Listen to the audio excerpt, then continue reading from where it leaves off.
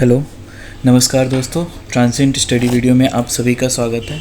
आज हम लोग क्वेश्चन डिस्कस करने जा रहे हैं आरआरबी, एनटीपीसी और आरआरसी ग्रुप्स डी के लिए, और साथ ही ये सारे जो जनरल साइंस के क्वेश्चंस हैं ये सारे आपका एसएससी एमटीएस के लिए भी होगी। तो हम लोग का फर्स्ट क्वेश्चन है, किस प्रकार के विन्यास में मध्य सिरा के दोनों ओर जाल जैसा डिज़ाइन होता है। Which type of venation design is went like on both side of mid rib.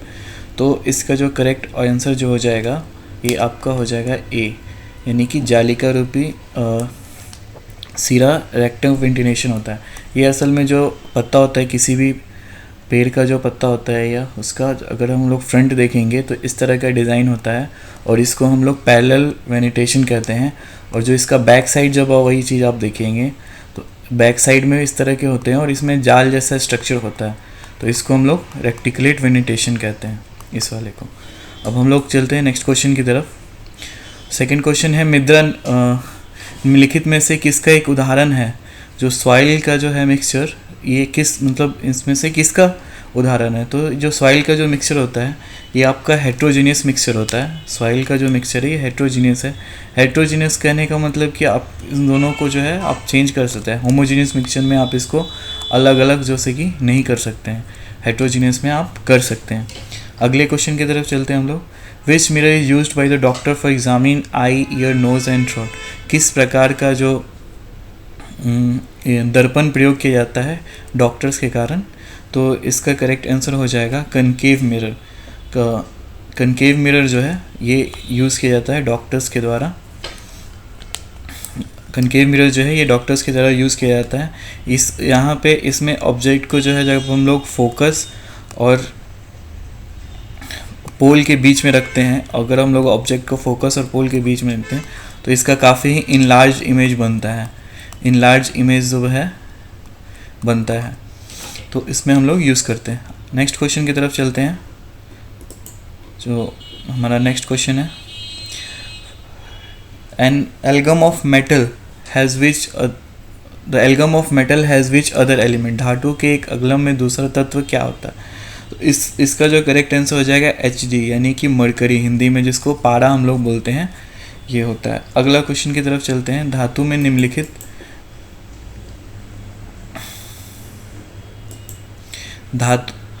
धातु समांतर निर्माण करती है। मेटल जनरली फॉर्म, तो मेटल जनरली क्या फॉर्म करता है, तो ये आपका बेसिक ऑक्साइड जो है, मेटल हमेशा नॉर्मली मेटल जो है बेसिक ऑक्साइड फॉर्म करता है। तो इसका करेक्ट आंसर हो जाएगा क्षारीय ऑक्साइड, यानी कि बेसिक ऑक्साइड। अगले क्वेश्चन की तरफ चलते हैं। प्रकाश की कौन सी तरंग दिव्य प्रकाश संश्लेषण के लिए सबसे अधिक अवशोषित की जाती है। Which of the following wavelength of light is absorb most in the photosynthesis. तो फोटोसिंथेसिस में जो है नीला जो प्रकाश यानी कि ब्लू लाइट है वो सबसे ज़्यादा जो है एब्जॉर्ब की जाती है। क्लोरोफिल जो है, क्लोरोफिल जो मेन जो आपका प्रकाश संशोधन यानी कि फोटोसिंथेसिस में मेन इन्वॉल्व होता है, ये एक कॉम्प्लेक्स प्रोटीन का कंपाउंड होता है। और दो तरह के क्लोरोफिल होते हैं, क्लोरोफिल ए होता है और एक आपका क्लोरोफिल बी होता है। चलिए हम लोग नेक्स्ट क्वेश्चन की तरफ चलते हैं। Which is the instrument used for photographing the sun. सूर्य की फोटोग्राफी के लिए किस उपकरण का प्रयोग किया जाता है। तो सूर्य की फोटोग्राफी के लिए जो है हम लोग इसको बोलते हैं स्पेक्ट्रोहीलियोग्राफ, यानी कि स्पेक्ट्रोहीलियोग्राफ की मदद से जो है हम लोग सूर्य की फोटोग्राफी कर सकते हैं। अगले क्वेश्चन की तरफ चलते हैं। Nylon thread are made up of. Nylon धागे किससे बने होते हैं। तो नाइलॉन धागे जो हैं ये पॉलीमर से बने होते हैं, तो इसका करेक्ट आंसर हो जाएगा बी, पॉलीमर। नेक्स्ट क्वेश्चन की तरफ चलते हैं। निम्नलिखित में से किस सेल से विद्युत ऊर्जा को रासायनिक ऊर्जा में बदल दिया जाता है। Which of the following cell converted electric energy into chemical energy. तो electrical energy into chemical energy जो है इलेक्ट्रोलिटिक जो है इसके थ्रू जो है करेक्ट आंसर इसका डी हो जाएगा, इसके थ्रू होता है। नेक्स्ट क्वेश्चन की चलते हैं। निम्नलिखित में से राशि चुने। Pick out the scalar quantity from the following. तो इस स्केलर क्वांटिटी हम लोग जानते हैं जिसमें डायरेक्शन और दोनों होता है, इससे हो जाएगा वर्क, यानी बी आपका एक ही होता है इसमें, यह आपका बी हो जाएगा, वर्क जो है स्केलर क्वांटिटी है। नेक्स्ट क्वेश्चन की तरफ चलते हैं। Chemical that is use to ripen mango. रसायन का नाम बताइए जो आम को पकाने में काम आता है। तो आम को पकाने में हम लोग सभी लोग जानते हैं कैल्शियम कार्बाइड जो है ये आम को पकाने में बहुत ज़्यादातर क्वेश्चन ये पूछा जाता है, रिपीटेड क्वेश्चन है। पेंडुलम को चंद्रमा पर ले जाने पर उसके लोलक के झूलने की समावधि पर क्या प्रभाव पड़ेगा? अगर हम पेंडुलम को हम लोग ले जाते हैं इसको मून पे, तो उसका जो स्विंगिंग है, स्विंगिंग ड्यूरेशन पे क्या इफेक्ट पड़ेगा? ये उतना ही रहेगा, घटेगा, शून्य हो जाएगा या बढ़ेगा? तो हम लोग जानते हैं कि जो अर्थ पे जो है, अर्थ के मुकाबले मून पे जो है ग्रेविटेशन कम होता है, तो इसके हिसाब से जो है आपका उसका जो टाइम पीरियड है वो इंक्रीज़ हो जाएगा, यानी कि बढ़ जाएगा, ड्यूरेशन जो है इंक्रीज हो जाएगा, बढ़ जाएगा। डी इसका करेक्ट आंसर हो जाएगा। नेक्स्ट क्वेश्चन की तरफ चलते हैं। For photoelectric effect to take place the metal used as a cathode should have, मतलब प्रकाश वैद्युत प्रभाव उत्पन्न करने के लिए जिस धातु का प्रयोग कैथोड की तरफ से किया जाता है उसका जो है आपको लो वर्क फंक्शन होना चाहिए, यानी कि लो वर्क फंक्शन उसका होना चाहिए। सी जो है आपका एक करेक्ट आंसर हो जाएगा। नेक्स्ट क्वेश्चन की तरफ चलते हैं हम लोग।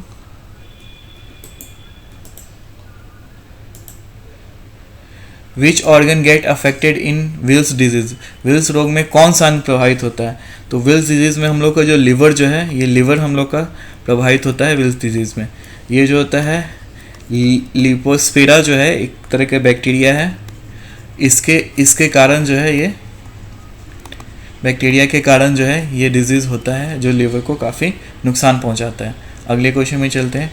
गुर्दा की पथरी मुख्य रूप से निम्नलिखित में से किस यौगिक से बनती है? किडनी स्टोन जो है मेनली किस कंपाउंड की बनी होती है? जो किडनी स्टोन हम लोग का जो होता है ये होता है कैल्शियम ऑक्जेलेट से, कैल्शियम ऑक्जेलेट से जो है किडनी स्टोन का निर्माण होता है। अगले क्वेश्चन में चलते हैं। निम्नलिखित में से कौन सा एक पशु स्टार्च यानी कि एनिमल स्टार्च है? तो सेलुलोज, ग्लूकोज, ग्लाइकोजिन, पैक्टिसिन, ये ग्लाइकोजिन जो है ये एनिमल स्टार्च है, इसको पशु स्टार्च भी कहते हैं। नेक्स्ट क्वेश्चन में चलते हैं। एक गैर वाष्पापिक ठोस पानी में जोड़ा जाता है, अगर एक नॉन वोलेटाइल सॉलिड को पानी में ऐड किया जाए तो इसका बॉइलिंग पॉइंट क्या हो जाएगा? नॉन वोलेटाइल वो जानते हैं जो हम लोग का जो एब्जॉर्ब एटमॉस्फेयर से एयर एब्जॉर्ब नहीं करता हो, तो ये नॉन वोलेटाइल हो गया। तो नॉन वोलेटाइल को हम लोग जब पानी में डालेंगे तो इसका बॉइलिंग पॉइंट जो है वो इंक्रीज होगा, जो जल्दी बॉयल हो रहा था नॉन वोलेटाइल होने के कारण देर से बॉयल होगा। नेक्स्ट क्वेश्चन की तरफ चलते हैं।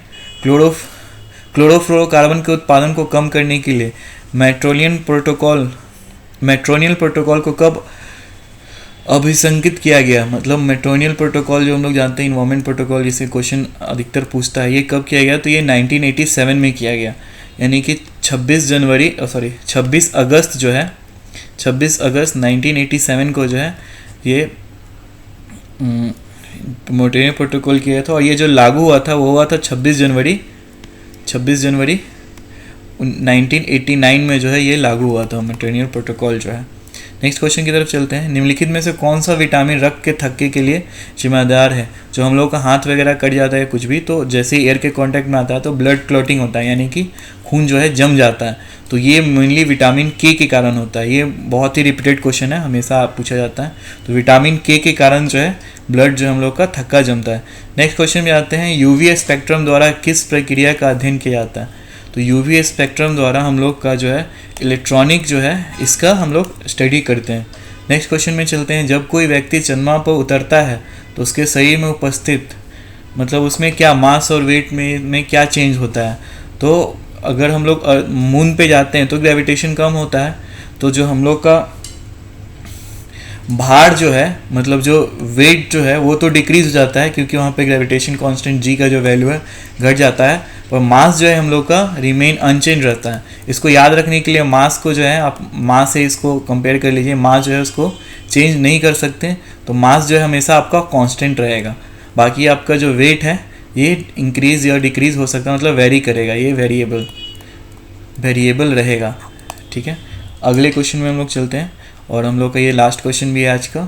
निम्नलिखित में से कौन सा कठोर धातु विच of the following hardest metal? तो टंगस्टन जो है ये आपका हार्डेस्ट मेटल। कन्फ्यूजन भी होता है, लोग प्लेटिनम सोचते हैं, और प्लेटिनम नहीं आपका टंगस्टन होगा।